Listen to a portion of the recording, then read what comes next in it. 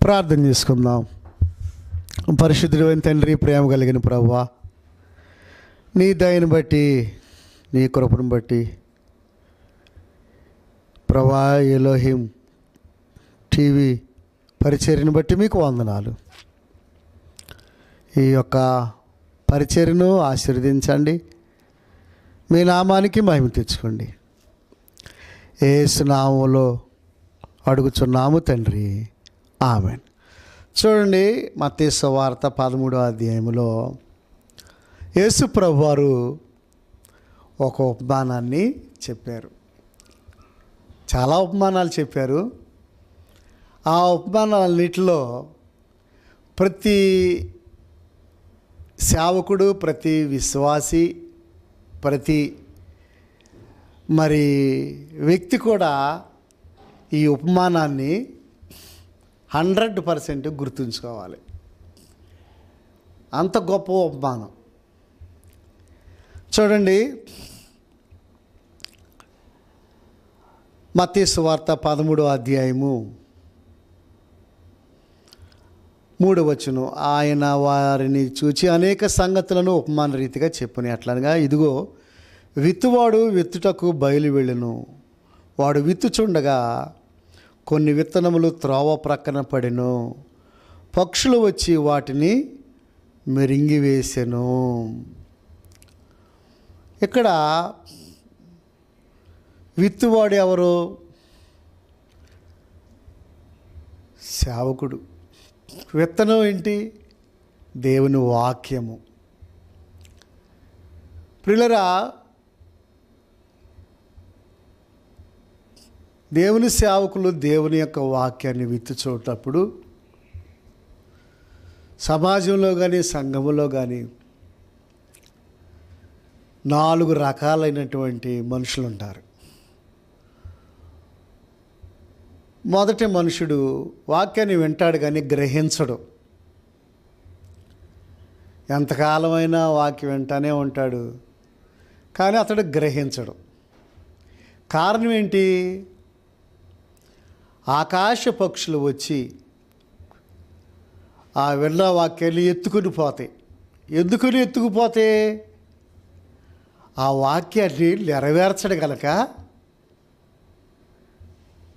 ఆ దుష్టుడు వచ్చి, ఆకాశ పక్షులు అంటే దుష్టులు సంబంధులు, ఆకాశ పక్షులు వచ్చి ఎత్తుకెళ్ళటమే కాదు కానీ మింగేస్తాయి. వాక్యాన్ని ఏం చేస్తాయి? మింగేస్తాయి. కనుక ఈ మొదటి నేల త్రోవ ప్రక్కన నేల. ఏ నేల అండి? త్రోవ ప్రక్కన నేల. నామకార్థపు జీవితం, మార్పు లేని హృదయం. ఏదో పైకి క్రైస్తవుడే కానీ అతడు నిజ క్రైస్తవుడు కాదు, దొంగ క్రైస్తవుడు, పునాది లేని క్రైస్తవుడు. అన్నిట్లో ఉంటాడు. ఇందులేడు అందులేడు, ఎందెందుకు చూసినా అందేగలడు అన్నట్టుగా ఒక నిష్ఠ ఉండదు, ఒక నియమం ఉండదు, ఒక భక్తి ఉండదు. పునాది ఏదో వెళ్తూ ఉంటాడు, వస్తూ ఉంటాడు, అంతే. అదొక రకమైనటువంటి నేల, త్రోవ ప్రక్క నేల. దానివల్ల ఏమాత్రం కూడా ప్రయోజనము లేదు. ఆ వ్యక్తి ద్వారా ఏమాత్రం కూడా ప్రయోజనం లేదు. మారు మనసు పొందడు. ప్రియులరా, వాక్యాన్ని గ్రహించకపోతే మార్పు ఎలా వచ్చింది? వినటానికి అలవాటు పడ్డాడు. సిద్ధుడు వాడు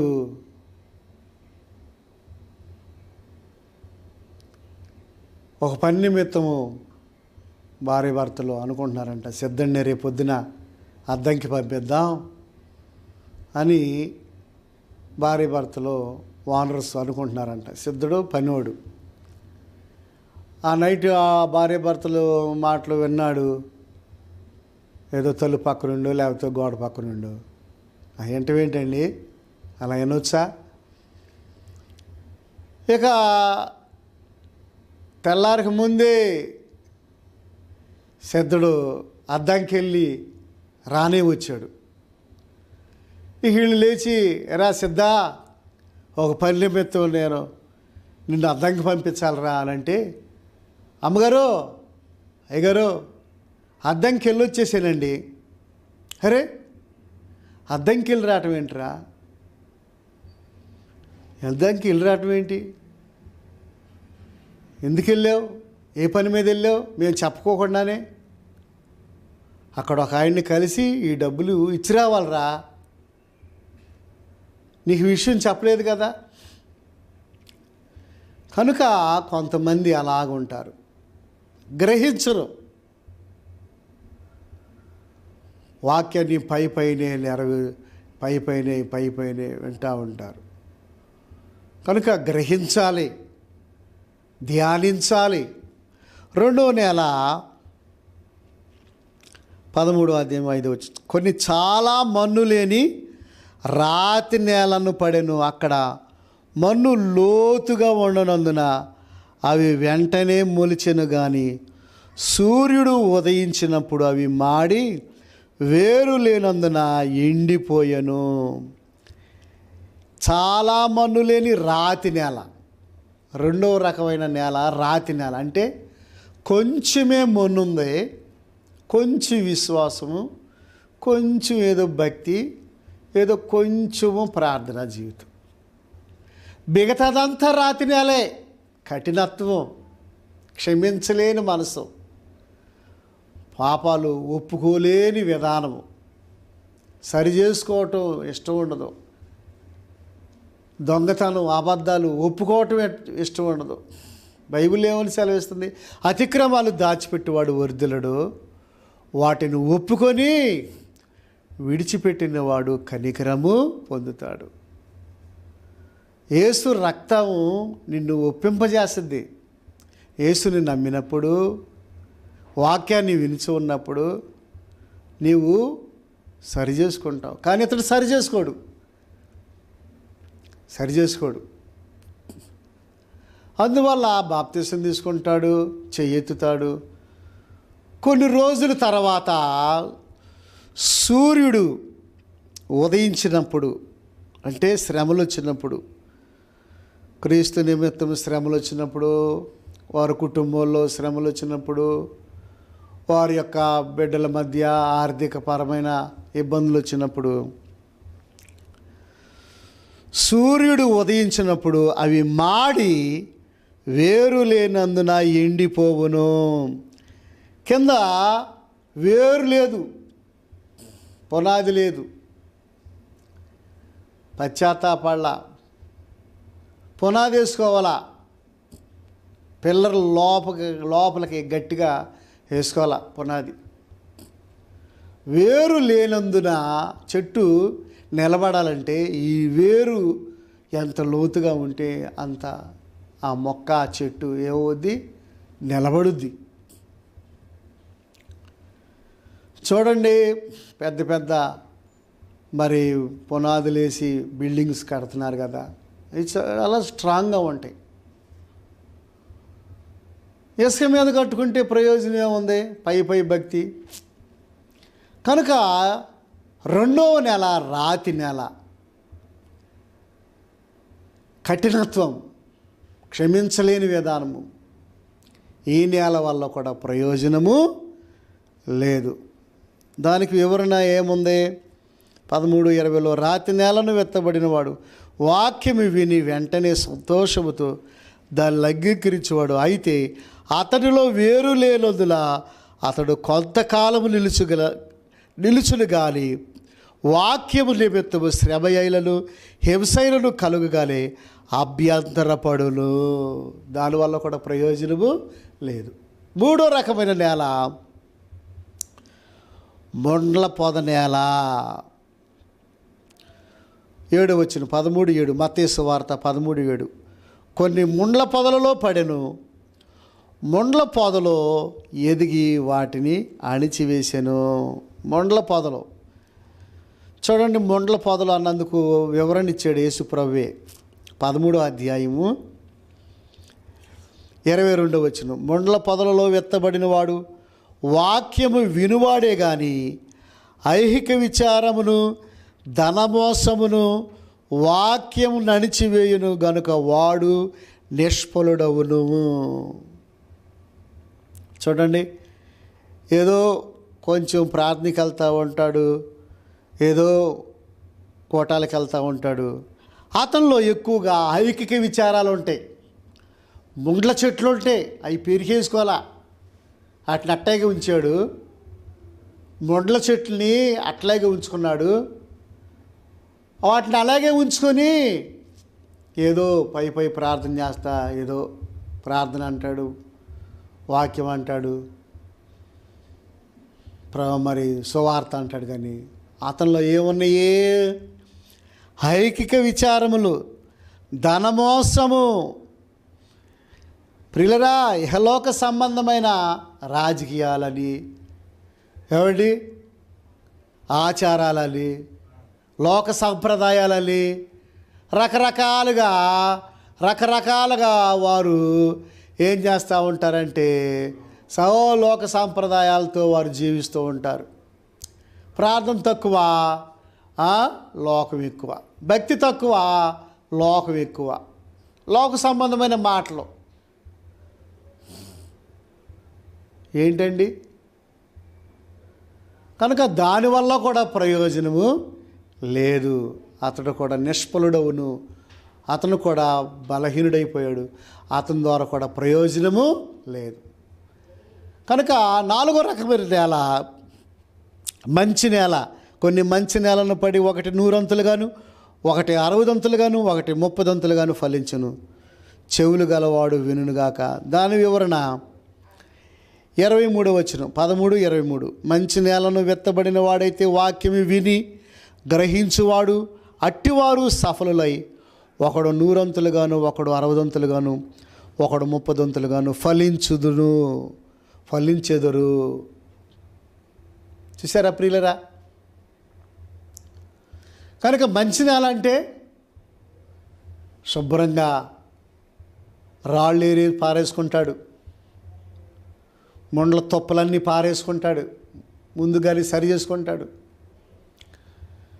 ఏమండి, 4-5 సార్లు ఆ నేలను దున్నుకుంటాడు. ఏమండి, పొలాల్లో వరి పంట వేసేవాళ్ళు ఏం చేస్తారు? ఏం చేస్తారు? కలుపు మొక్కలన్నీ తీసేసి శుభ్రంగా ఆ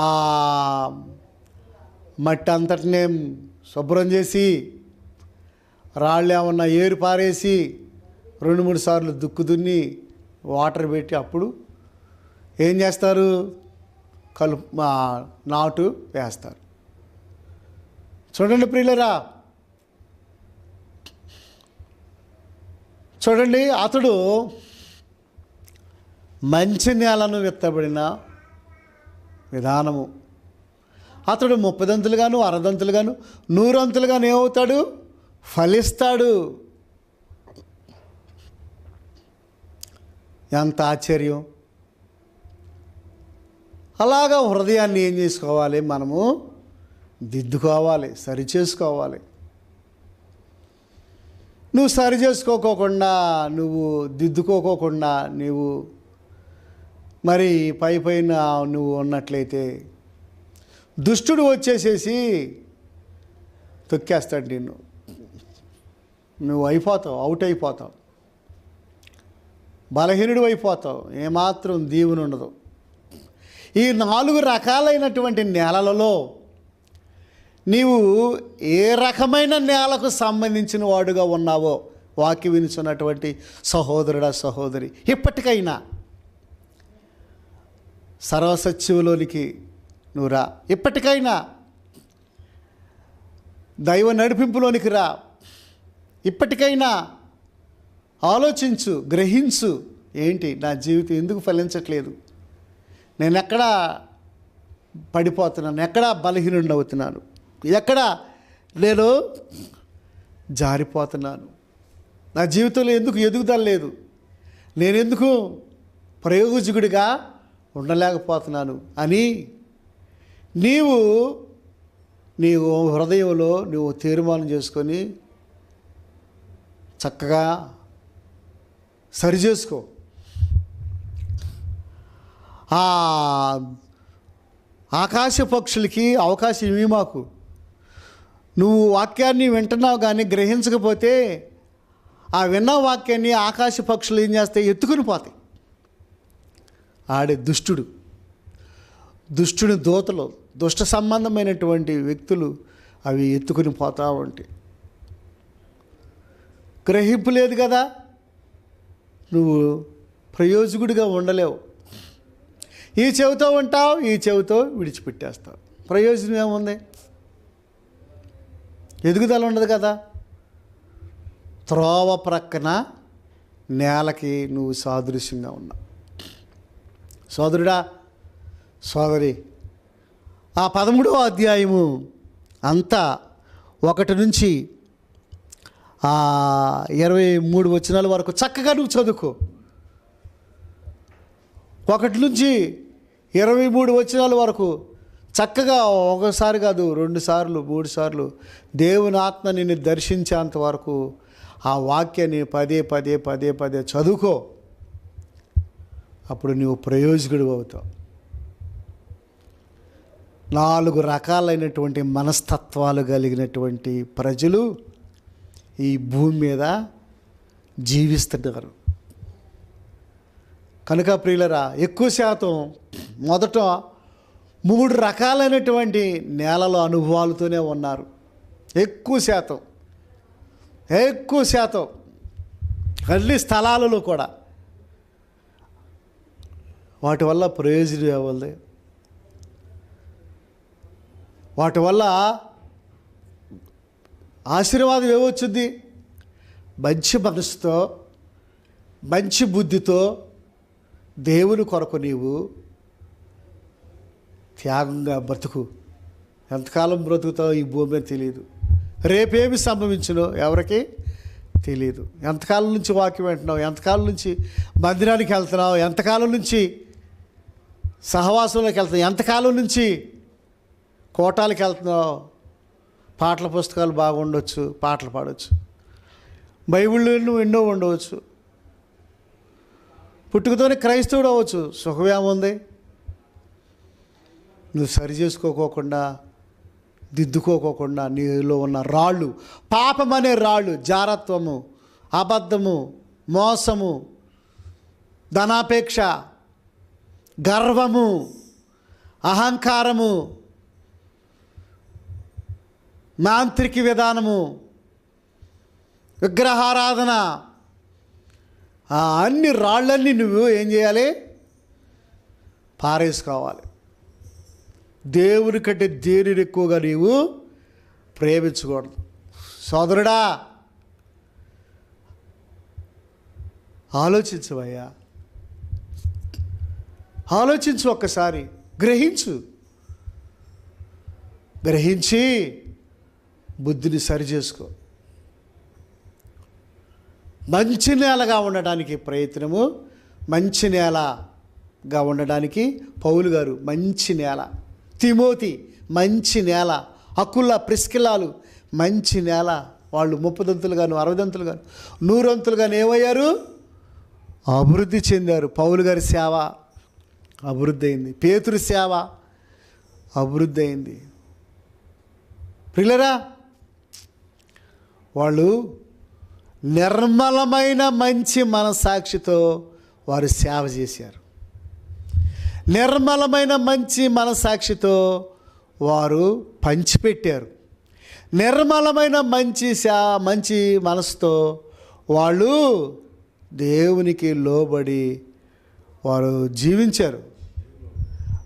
నిర్మలమైన మంచి మనసాక్షితో వారు ప్రార్థన చేశారు. అందుకే వారు ఎలాగ తయారయ్యారు? మంచి నేలగా వారు తయారయ్యారు. దేవుడు ఈ కొద్ది మాటలు దీవించును.